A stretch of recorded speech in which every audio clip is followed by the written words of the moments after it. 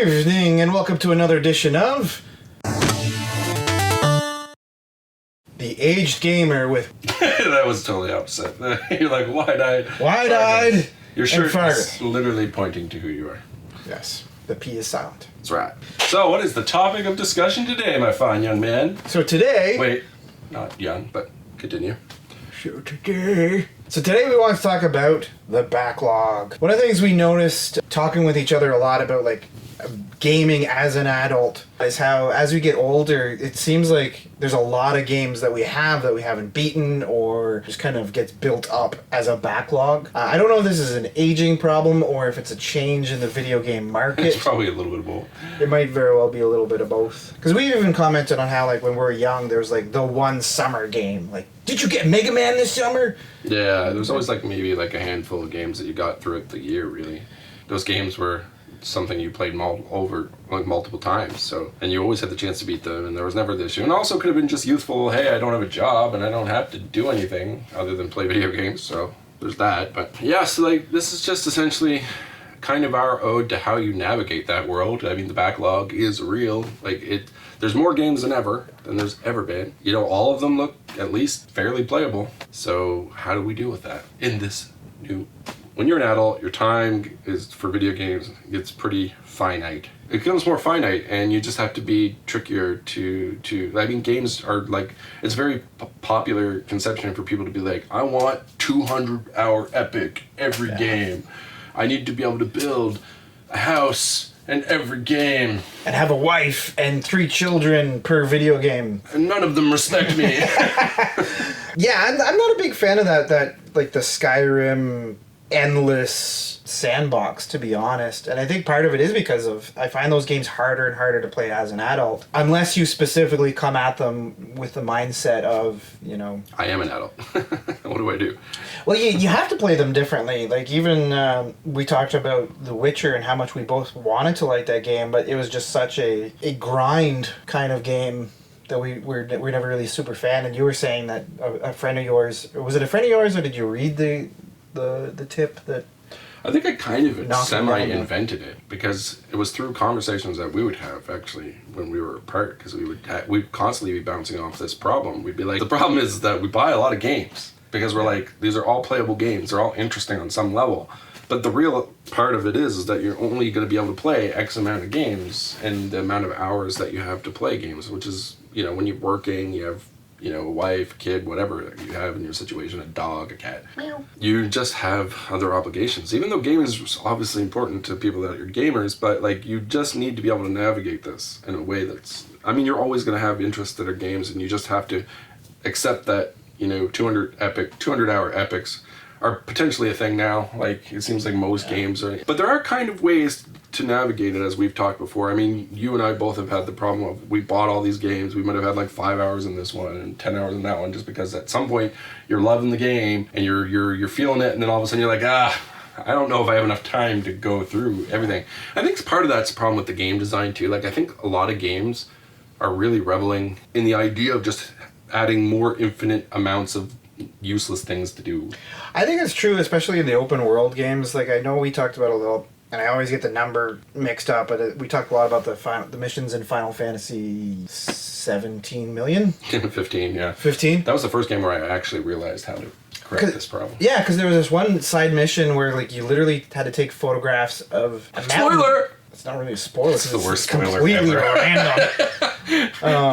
But there's this one side mission where you have to take photographs of a mountain. That's literally the side mission. Is they give you a camera and they're like, go take pictures of this mountain. And I remember doing it, and I'm like, why am I doing this? Like, the side missions are kind of. Yeah. I find like they were part of the problem. There's kind of an art to side missions, especially as an adult. Like, I feel like a kid playing that wouldn't really care that that's such a waste of time, because kids kind of have infinite amounts of time. Yeah. But you know, when you only have like maybe an hour or 3 hours, it gets frustrating, a week or whatever it is to play video games, like, you don't want to be stuck in these silly little side mission things that don't really matter to you. You want at least the narrative or some aspect of it to matter. Something to have worth. And actually, the funny story is that I'm going to use Final Fantasy 15 specifically because we both had the exact same reaction as we played it. I remember distinctly, bought the game as soon as it came out, and we both played it, and we both loved very beginning of it. We're like, this is awesome. This fucking friends going on a road trip. That was so cool. And then about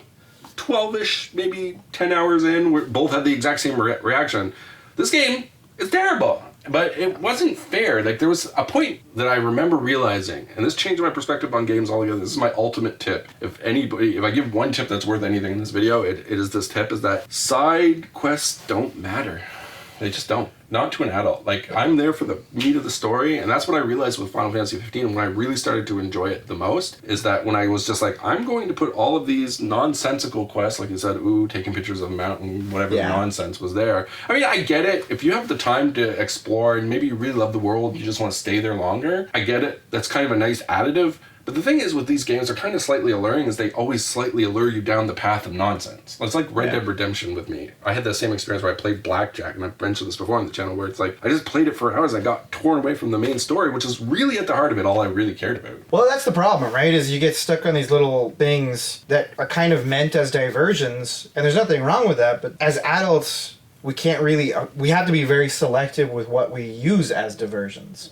Yeah, especially if we're trying to complete anything. You do get those instances in, like, where you're just like, okay, I'm going to buy this. Like, I usually have, like, now, I'm down to, like, I don't buy games. I'm about a 2-game bracket window where I'm like, these games are on the peripheral. Like, I buy about 1 game ahead now instead of, like, 1,000, which was where, when it was getting out of control, both you and I, we had, like, all these games where, like, what are we doing? I actually have gone back in my backlog to start picking things out for the first time in my life. But that actually gets to one of the tips that I was going to say, which is, you know, considering how I hear more and more people talk about the backlog, one of the things I've tried to do is whenever I see a game that's like, oh, I need to get that, I always go through my own library of games that I've bought and see if there's something that I haven't finished, or even maybe something that I haven't even started playing yet that's might even be the same type of experience or same type of game. That's a way to not only save myself money, but also save myself the time and energy it takes to find new games.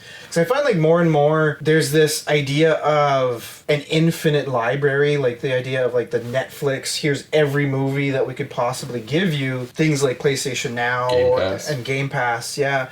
I'm not poo-pooing on them as a service, but as an adult, you get stuck in a little bit of choice paralysis where that's a good way to put it. You're staring at this wall of video games, and like every video game I play is an investment of my time, just like reading a book is an investment of my time.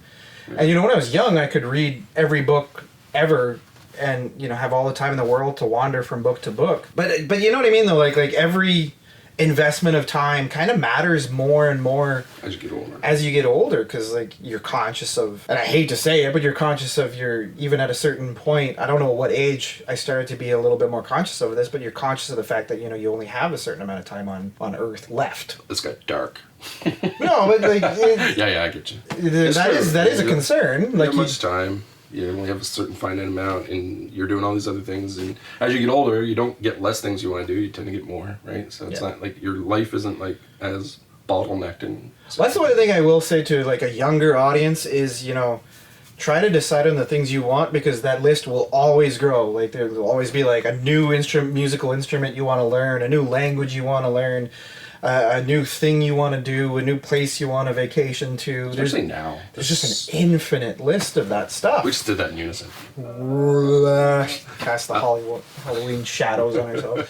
Yeah, I think, like, to your point, I think, like, there's just an infinite choice, and it's not going to get any better for people. Like, we've noticed it now, and, like, certain things that we follow, we hear a lot of our friends talking about, oh, I don't know, like, video games is so overwhelming, and, like, Game Pass for me was a very overwhelming experience. I remember I got it because I wanted to try out Sea of Thieves. And I thought, wow, this is such a great idea for Microsoft. Way to bounce back. I still think it is a nice idea. Yeah. But it wasn't for me. I actually legitimately stopped the service and bought Sea of Thieves at full price because I just wanted to own it and be the game that I played. Instead of sitting there with Sea of Thieves and maybe 30 other games I didn't really care about but was oddly curious about and like wasting time with. And it was like, I just can't afford to do that. And at the time we were actually using Sea of Thieves as a way to hang out. Yeah. Because we were at distance. So we would get on and, you know, sail the high seas, torture people. Well, mostly get tortured and you suck at firing. I still like the idea that you can climb into the cannon and shoot yourself off to the... Maybe you like that a little too much. I love that. and there's the grog where you could puke at each other. Anyways. That was good times. Yeah, that was good times. That game was really good. And to Microsoft's credit, I do think services like that are probably good for young people because they have all the time in the world. But for an adult, I was like, no, I'm not having it. I'd rather just buy an experience. I know it's going to take me longer to get through things generally, but I'm okay with that, you know. And I also think, like, not to poo-poo on any of these services, like Netflix and stuff like that, but even Netflix, like I have Netflix and I'm never giving up my subscription because I'm quite fond of the service, but even sometimes when I go on to watch a movie on Netflix, like I get choice paralysis hard where like I'm literally spending an hour trying to pick a movie, where a movie is what, an hour and a half? So like, if I would have spent another half an hour looking for a movie, I would have spent as long as I would have spent watching the movie, looking for one. Part of it is, and I hate to really emphasize our oldness, but you know, I remember a time when that just was not how things worked. I don't know if at all. I don't know if I'm particularly stubborn or not, but like I know that when I look at how I use Netflix like not at all how people should or do. Like I think I'm like so old school in the sense that when I go to Netflix, I don't even go to Netflix. I don't think I ever browse Netflix. I look through like things where I hear things from people, and I think the reason so you go straight to the movie or exactly because I'll know it's there or something, like somebody will tell me about it. I literally have it just in case somebody's like, hey, this is a cool Netflix show, but there's enough cool Netflix shows that it pops up a lot, but like I never ever just browse anymore. It's weird. It's like there's like this like ingrained Blockbuster thing in my head where it's like I like to like be able to see, because I do it in a weird way. Like I don't use Blockbuster or Netflix. I feel like it's maybe that is a good way to give advice for people who want to use Game Pass as an adult. Is, you know, get it for the Gears of War 5 that you want to play, or get it for the... Yeah, I mean, it's $10. I mean, honestly, if you played one game the whole month, you've made your money. That's where it's kind of good.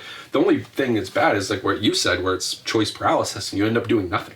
Yeah. And there's a lot of that. And it's like, that's what pisses me off in games, because like in Red Dead Redemption, when I was playing Blackjack, sometimes I think I was playing Blackjack because it was just too open-ended. I was like, well, okay, do this random thing instead of trying to progress through the story. But if you can just get in your mind that the story is what matters, like that's what I did with Final Fantasy 15, because I realized halfway through that we both liked the game. We did end up not liking the game for the same reason. But then I was like, I did this with Witcher too, because we both had the exact same thing with Witcher, where we're like, we both played it for about 10 hours, loved it, and then got into the whole open world thing. We're like, I just can't dedicate. There's something about this that I don't like. And then I did the same thing where I went back and I'm like, I'm just playing the main story because I liked the main story. If I go just focus on that, I'll be done in 40 hours, which is pretty acceptable for me. I can fit that in and not feel too disjointed from the rest of the experience. And it worked. Like I played through Final Fantasy 15. I really enjoyed it. I played through Witcher 3 finally on the Switch. Maybe the Switch thing helped too, but either way, I enjoyed it. Well, I also think... Could never get through Skyrim.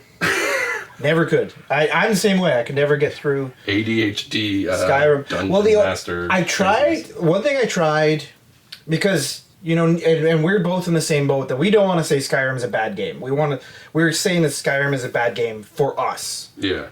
We don't want to take away. You know, if you enjoy Skyrim, all the power to you. All the power to you. You keep enjoying it. The only way I can kind of understand Skyrim is it's a little bit like a jukebox full of little mini games of all kinds of different sorts. Yeah. Even then, I couldn't really get behind it, but I think that's why the people that like it love it, is because there is kind of an infinite amount of little random experiences. Like you can go over here and become a vampire. You can go over there and become a werewolf. You can go over there and become a horse. Within a very short time, like you're like there's. I think that the thing that bothers me about the game, and it's not that it's terrible. I do understand that the mini experience, that the appeal of that, because you can kind of always go back to it and have these mini little storylines. It's almost like Dungeons and Dragons in a weird way. I think it is. Because Dungeons and Dragons is always crazy like that, where it's like, oh, we fought a dragon. Now I'm a horseman. Now I'm a crazy wizard. Now I'm whatever. But like I might have had really bad DMs too, but whatever. That's not the case. But it always felt a little bit more addict, and this always felt like Dungeons and Dragons on like ADHD, crack, whatever. Like it just felt like the storylines were so the actual main storyline of the game, and I do know it's there, but it's so thin. Like it's it's like butter spread across a giant piece of toast. Like it's hard to grasp onto at any given point. Like because when you're becoming a vampire, then also a super powerful mage master, and then a dragon caller, and then something else. Like all these other stories are just contributing so much. It's like there's no main narrative function, and I think that's kind of like a bad thing for these games. I think also, and there's two games that kind of gave that same experience for the both of us, which is Skyrim and Fallout 4. And I think it was partly... Not even Fallout 3, just Fallout 4, yeah. Yeah, Fallout 3 I felt like didn't suffer from this problem, but I feel like both Fallout 4 and Skyrim, it's really hard to distinguish the main story from the side missions. You kind of have to go through the side missions to figure out what the main story... Well, the main story is even just so clouded. It's like, even if it's there, it's so hard to grasp onto. Yeah. It's like, it's so... It's almost a point, and this might be just a Bethesda thing. It's just, they just really want to point you in random directions all the time. And like, for some people, maybe that's great, but for me, I found it, as the older I get, I need something more grounded, like something that I can hold on to. That's what pulled me through Final Fantasy 15 and Witcher in the end, because those games actually have fantastic stories at the core. Like they are open world, and you can go down the rabbit hole, but they also give you something extremely strong to hold on to. I think also it's important to point out with Witcher, and I think this is going to be another point of point 17,365.3. I think it's important as adults to never be afraid of, because I find there's this huge stigma against playing games on easy mode or whatever. Like, you play it on easy mode, like, you're dead to me, kind of thing. But like, I do naturally go towards normal. Even you laid fun of me the other day when I did it. You're like, oh. But I'm like, I punished myself a little bit, I guess. But you know, when you find an experience where you're just like, I want to plow through this as quickly as possible just to get through the story and just experience it, I don't think there's anything wrong with that. On the opposite point, I don't think, you know, if you're kind of a little bit of a video game sadist and always want to have the hard mode on, I don't think there's anything wrong with that either. No. I think you just need to customize it to your I think that's the important thing. And there's some games that are obviously that people, the people who developed them have tried to balance it so you don't need to have little difficulty sliders. Games like Sekiro and Dark Souls, that are meant to be, okay, this is the experience is this amount of difficulty. And you better be up for the challenge. Yeah, but I mean, if there is a difficulty slider, I feel like if you're an adult, don't be afraid to slide it around and make sure that you're having an actual fun time through the game. Like, if even if it is, you want to be a little bit more challenging. Actually, The Witcher was interesting because part of the thing that I didn't like about Witcher was never the story, actually. It was kind of the combat system. It felt clunky and weird. And then I read something, or maybe I watched a review of the game. The guy was, I wish I could credit him, I don't remember who it is, but he basically just said, listen, if you put this game on easy, you get past all of it because it doesn't matter. And it's like, it feels a lot more fluid. Because at one point when you play the game at harder difficulties, I am notoriously bad for this. I will always put a game at least a medium range, if not to hard, because I don't know, I'm a sadist in that regards. But I did it with that game, and it actually made me dislike it horribly because the fighting system is actually not that great in Witcher. You don't ever feel like you're just slashing away at this thing that has a bar that just anyways, it just felt weird. And as soon as I put on easy, it felt smoother. Even with the Witcher 3 having like that MMO style of like tons of data being thrown at you, I really just, the things that I liked about Witcher 3 were the story, the environments, and the exploration. To me, the thing I loved about Witcher was the story. And I had the same experience where the gameplay, like, half the time I couldn't figure out why I was dying all the time, and I didn't really have like a lot of fun. It wasn't about like the challenge was too great for me. It was just I didn't know, I didn't have the flow. It didn't have a good flow. Like, it just. And maybe people are like, yeah, I put this on super hard and I had the greatest time. And again, more power to you. No, we hate them. You know, if you don't feel that flow, and there is the option to just knock the difficulty down. I feel like there's this weird stigma against there's one YouTuber I quite like that keeps on saying, if you play this game on easy, you're dead to me. And it's like, well, maybe I just have an afternoon to plow through this game. Yeah. And that's all the time I have for the next month or so, because work is getting really busy. You know what I mean? Like, so I don't think there's any shame in being like, let's do it on easy and plow through it. And clearly we like hard, like some of our favorite games are the Souls games. So I do like those games, but the difference is those games do that stuff good. Like, I'm okay having a long, hard fight in Dark Souls, because that game's fighting system is amazing. Like, it's why I enjoy it so much. Like, Witcher did not have a good fighting style, in my opinion. It was like a very, very arcadey, and just things got larger hitboxes and so like yes, you had to do timing stuff, but it just didn't flow. Like it wasn't like even games like Batman Arkham Asylum and like those kind of that style of very frenetic kind of fight. I love those games because even though the challenge is necessarily it's mostly in the dance of it, but it feels good. Like when you play those games, I guess Ghost of Tsushima. Yeah, it has that sort of same stuff. Ghost of Tsushima. Goats of Tsushima. Sushi goats. Sushi goats. That game is amazing. Well, there is this scientific term called flow, and if I get the definition wrong, I'll fix it in post. But we got the flow.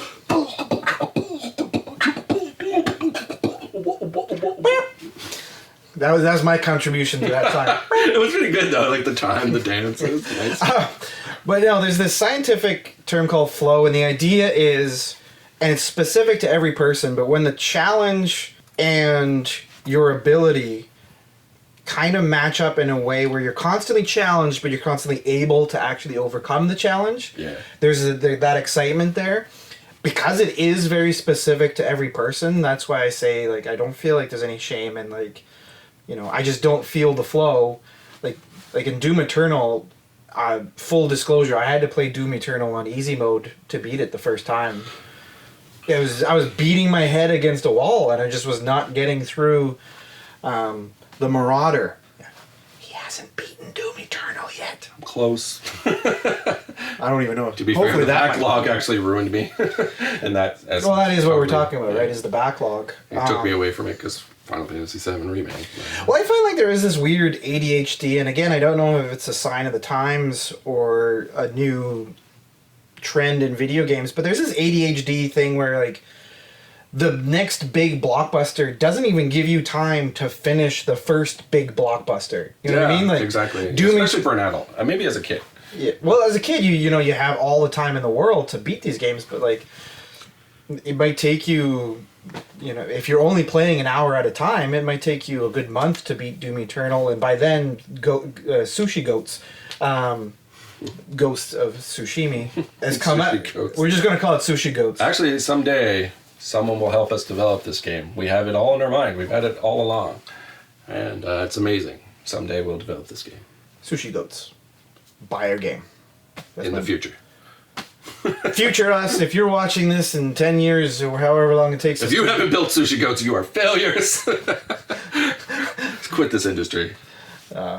We're not actually developing games, so don't get anxious and bug us for the aged gamer game. Yeah, the aged gamer. Yeah.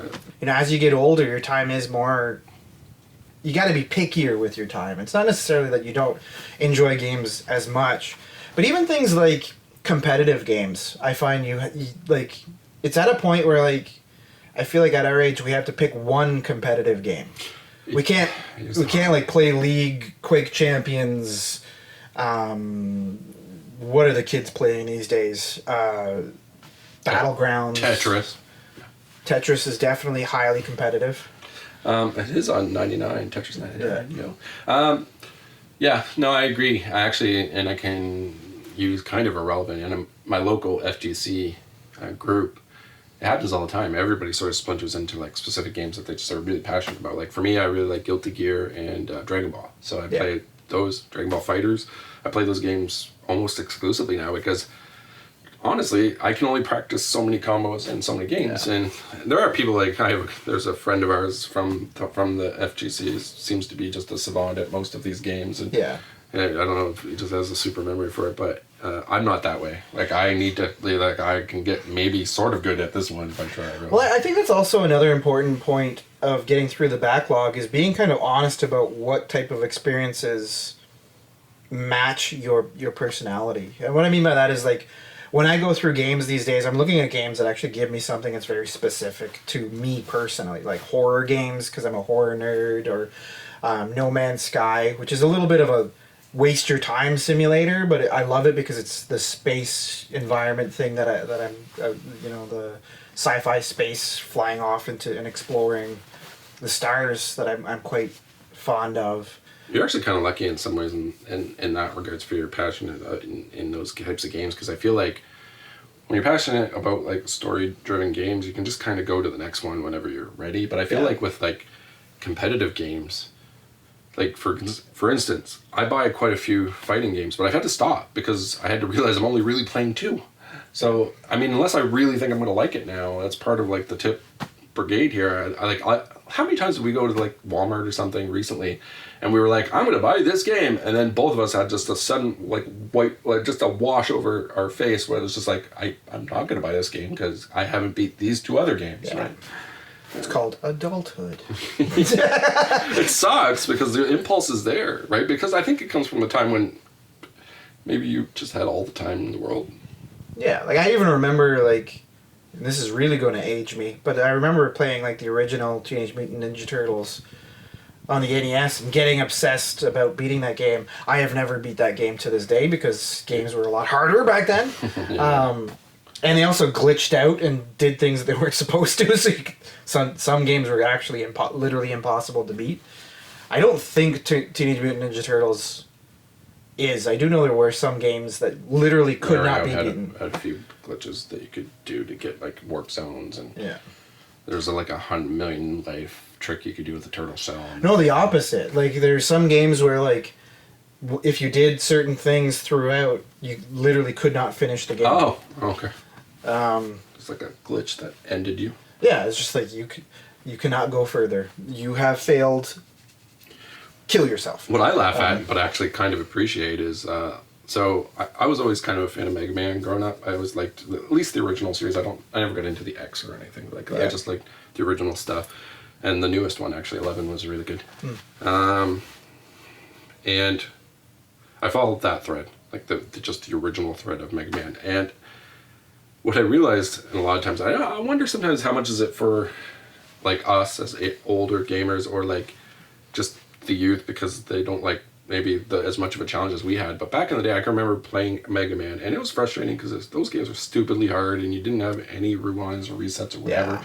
You just sit there, leave it on if you got a certain. I remember doing that. And do whatever, and then I can remember sitting down with some of these games with my cousins. We would just hammer away until we got it. But, like, I got the Legacy Collection for Mega Man. And I started playing them again. I was like, man, this game's hard. And I looked down, and there was, like, a rewind feature. And I'm like, oh, thank goodness. Like, for me. Because then I could, like, I don't know if legitimately I could sit down and beat Mega Man, any of the Mega Man games without that now. Yeah, I can't.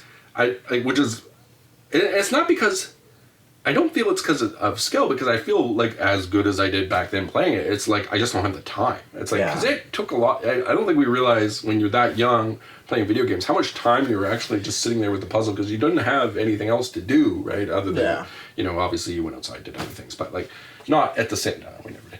But not to the extent that we do now, where, like, 8 hours a day you're gone to work, and you come home and you do I read this interesting article. I think it was an article. I think it was a book. I think it might have been a TV show. I don't know. I heard this information somewhere. Anyway, so it was talking about how the video games of our era, like the Nintendo and Super Nintendo games, they just came off of the arcade, which is not really a thing in North America anymore. But at the time, they came from, like, a lot of the programmers had the mindset of, we have to devour your quarters, we have to crush your soul. Yeah. And so they were challenges that could be surmounted, but you had to, like, keep on pushing those quarters through the slot every time you died to memorize certain patterns or whatever. So they were by design intended to really take dedication on your part to get through. Yeah. Obviously, not every game was that hardcore, but a lot of them really were. Yeah. Castlevania, another good series. Also a good series on Netflix. I swear we're not getting money from Netflix. Well, we will. We will. You know, if you want to sponsor us, Netflix. Yeah. We'll make a movie. It'll call Ghost Sushi. Sushi Goats. Sushi Goats. I even forgot our name. Yeah. But yeah, so I think there's a lot of tricks and tips, and hopefully at the end of this video we give you some perspective on how you can still be a gamer in this. Because, I mean, it must feel scary. It feels scary to me sometimes. I'm just like, I think when I bought Final Fantasy VII, I bought Final Fantasy VII, Doom 2 Eternal, and Trial of Mana, and Bloodstained, all in that same... Those are all, like, at least 40 hours. They're all long, and I've gotten through... my two main ones, well, my main one became Final Fantasy VII, which I'm almost done. and Doom 2, which I'm almost done. And Bloodstained, I'm actually cheating because I have it on Switch, so I do actually play it out of sync with everything. But in my mind is that I will actually target it harder once the other two are finished. And then, so that's what I do. I always have I have basically 2 different types of games. An RPG, I'll only ever commit to one RPG. Yeah. Now, at all. Even just because they are such time intensive. They're like a book for me. That's the reason why I don't enjoy reading as much as I used to, just because when you're an adult, you come home, you read a little bit, maybe you let it go for a week and you have to come back. I hate that. It's not that I love reading, but I hate the disjointedness. And I hate it in video games too, where you start something, you go away from it, you try to come back, and you forget, and then you're like, okay, I gotta replay or just not commit. Sometimes you just don't commit as an adult, and that sucks. It just feels weird. I hate to say it, but that's like me for Breath of the Wild, where now Mark.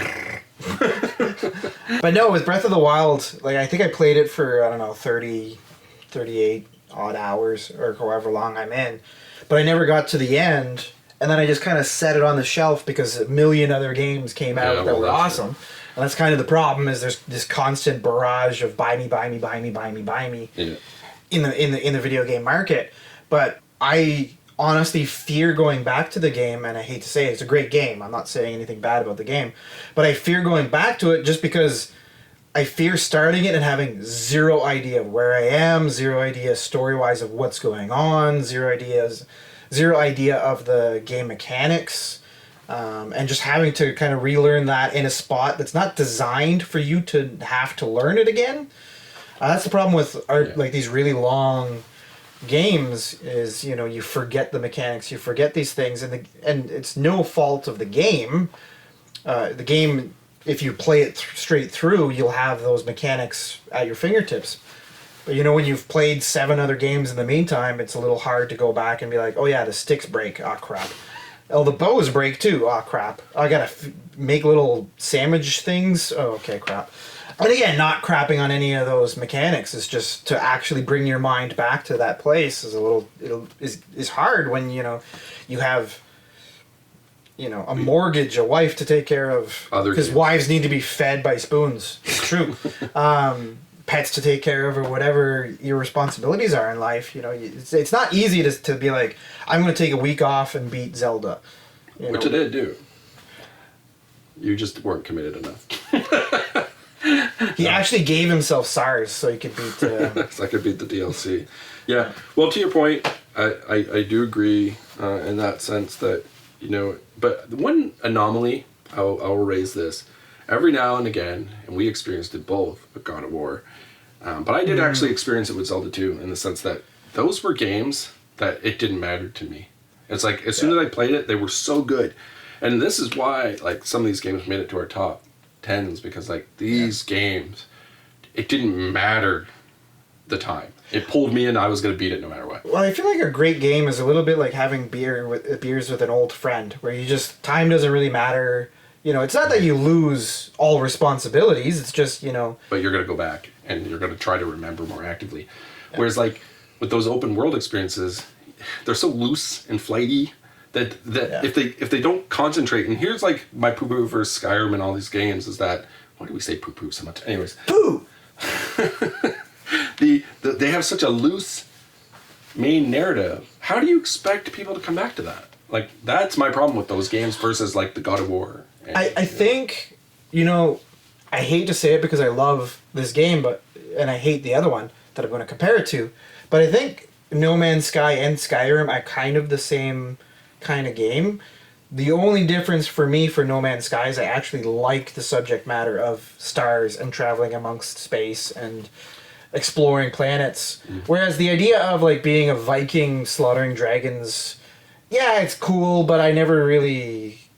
Yeah. It's not my bag, For the youngins that are watching our channel, when I say it's not my bag, that means whatever the hell kids say these days to say that it's not their bag. I don't know. Comment below if you know what we're talking about. It's going to make up weird shit and convince us, and then we'll be saying it, trying to sound hipper. Yeah. If you want us to make a new catchphrase for "it's not my bag," comment below. I'm pointing at my bag. But no, you know what I mean, though. I think that's kind of my advice to adult gamers who want to play like these sprawling, epic RPGs. Is the older you get, the more you have to be honest about: do I like this environment? Is this something that I'm attracted to, subject matter wise? You know, things like JRPGs. I hate to say it. I used to love them as a kid, but they're not really. I'm actually gonna lump in action adventures too, because they tend to be like maybe not 200, but they're like creeping up on 100 hours. They're usually at least 40 and up. I mean, I put a crap ton of hours in Zelda. So Zelda had one of those impacts on me too, where I just had to beat it. I had to play it and beat it. I just love that world so much, and it's to some degree that is subjective. Yeah, well, that's what I say. Like, it's not something like. Even if your friends are like, oh, you got to play this game, it's awesome. I think we both had that experience, because I've had a lot of friends that are like, you got to play Skyrim, it's awesome. I really hate Skyrim. I've tried to, and we tried. Like, I bought it for PC, didn't like it back then. I was like, okay, I'll give it another chance on Switch, bought it on Switch, and I got to I think I made it a little further on Switch by virtue of the Switch just allowing me to do it.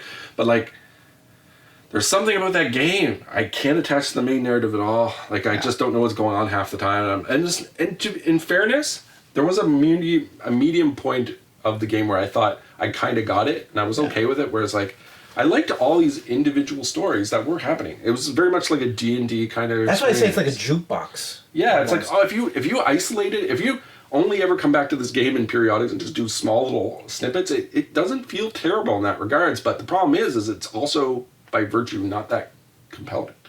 I think it is compelling to the people that are really into the Vikings, dragons. Maybe that's that kind. It's not really our cup of tea. I'm a sci-fi guy. I'll just admit it. Like Horizon Zero Dawn. That's a story that I really like, or a game I like. And this is going to be another point too. And this is going to sound weird, but I really hope the adults that are watching this take this seriously. We've talked a lot about how the Switch is actually the perfect adult gaming system, and the reason is you know, when you're limited in time, you can take this with you. You always have to use the washroom. I call it the best poop gaming machine. It is the best poop gaming machine. You cannot bring the TV and the PlayStation 4, and maybe you have a TV in the bathroom. Don't challenge people. We're gonna get a lot of pictures in the comment section. Hey, this is me. And if you have a TV and a PS4 set up in your bathroom, kudos. Good job. I don't know if I want to give that a kudos, but definitely take a picture and send it to us. Don't. I accept none of that. Without anyone on the actual can, because that might be a liability. All of that is like a liability. But no, the Switch is perfect because, like, no matter how much time you have What's or your don't throne have, setup? Rate my throne setup. Yeah, rate my throne. No, it's just a guy with a Switch giving you a creepy look. Sorry, guy. Anyway, the Switch is the perfect machine for adults. Well, it's designed to be kind of play a little bit, put it aside. Play a little bit, put it aside. Yeah. So and also take it everywhere. You can adjust it. Like there's times I literally went on. Like, I remember traveling, like, to visit family. Well, you know what? You had a lot of downtime in those situations, right? You go on vacation before. You left your backlog behind you to do all that stuff, and now it's like, oh, your backlog kind of goes with you. Yeah. So that was really cool. And I love Nintendo for the ingenuity of the Switch. Like, I mean, this could be entirely a different discussion. Probably is to some degree. I think it's still maybe what system helps the adult more. Well, that's why I wanted to get into it. We can maybe prelude it a little bit. By this now, abrupt as possible. Yeah. No, but. Like, it is a game system that's a little bit easier to get through the backlog. Like, I don't feel like I backlog on my Switch as much as any other system. And I think part of it, too, and, you know, me as a single dude, this isn't as much of a problem, but even you were talking about, like, when your significant other wants to watch a movie. Yes, and I'm you not could just interested you're not interested, you just take the Switch off, go in. So there's no fight for the TV. Like, it's not like... you just sort of have this joint shared experience, and, like, we're just hanging out, which is often, that's all you want to do anyways, right? Like, and so, like, the Switch just gives you that out, that you can always have an opportunity to kind of catch up a little bit. Or even if you have kids and you want to watch the hockey game and little Timmy is stuck on Mario level 3 or whatever. God damn Timmy! Timmy. Child abuse is funny. Cut! Oh, we're not allowed to say that? So, no, if you have little Timmy stuck on level 3 or whatever and you want to watch a hockey game, just tell little Timmy to take the Switch. Take a... And sit down on the couch with it. You don't even have to kick little Timmy out of the room. Kick him out of the house even. Get out of the Just house. sell your child. Sell your child. Alright, so, in short, the 3 main takeaways from this video in terms of how you can kind of optimize your backlog management is essentially one, probably my central is find the main storyline. Like if a game is long and you love the idea of it, you can still find enjoyment. You don't have to get caught up in all the side quests. Attached to the main storyline, beat it. Just beat the game. I did it with so many games, even Mario Odyssey. Yeah. Like I got the Mario Odyssey, very open world. All these games that I knew would just take me down the OCD rabbit hole. I was like, tunnel vision, get to the end, you'll still feel a sense of accomplishment. More so, I think. Yeah. And all these games are something you can go back to. If you're ever like, the child in me, I'll go back someday. I need every star. Yeah, you always have the option to go back and do that stuff, but like, give yourself the closure and the satisfaction. Just find the main story. I think another tip is to make sure that you are honest about the type of games and experiences that actually captivate you as an individual. Don't get caught up in all of your friends like the latest Call of Duty, but you actually don't care about that world or that environment. If you don't particularly get grabbed by a game, I think the older you get, the more important it is to just put that aside and just walk away, and actually focus on the games that really do either just set you off in terms of nostalgia or whatever personal tastes that really just hook you. Yeah. Yeah, that's a good tip. I think the last one would be just like, honestly, get an environment. Like some people, like you talk about a friend that had a Game Boy DS.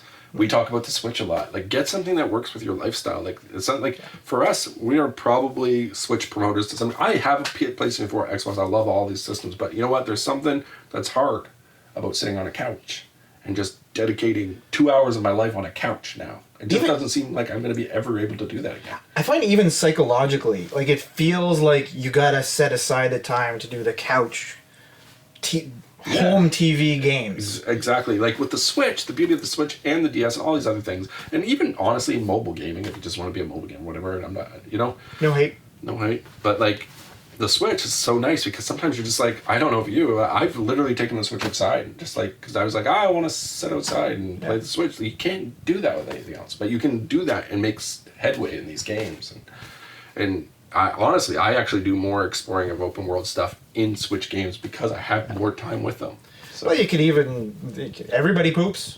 Everybody poops. So if you want a few more stars in Super Mario Odyssey, and you feel the need to poop, match made in heaven. You gotta go find the next shrine in Zelda.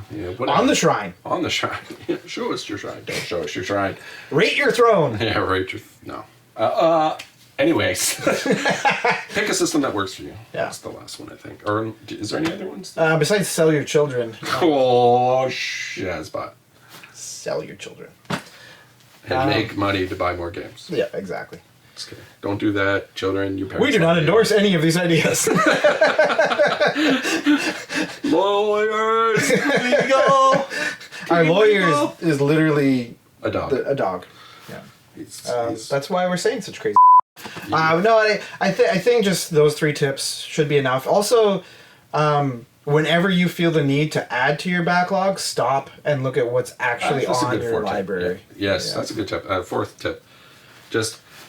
Just be conscious that you're going through a game. Don't be like, we're so ADHD, so goldfish memories. Yeah. Like we're in this weird point of the world where so many things tug at your consciousness, your mind, that people want like to buy a little chunk of your attention every 2 seconds. And so you just have to take control of it and be like, listen, I'm really enjoying this game.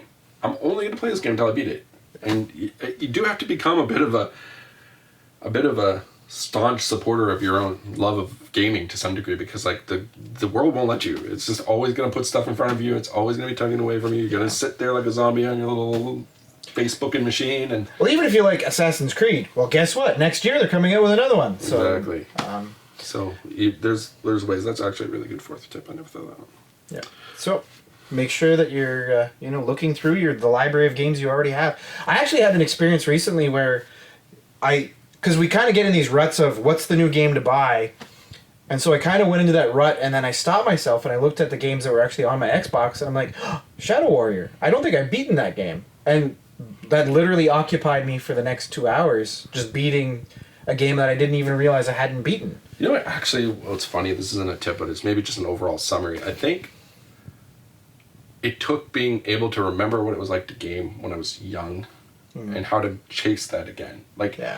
And how much I enjoyed single experiences, like with Link's Awakening, the remake. I went back and got that because it was like one of my favorite games, because it was a game I sat with whenever I got it. I had it until I beat it, just like we used to when there wasn't a million games put at you all the time.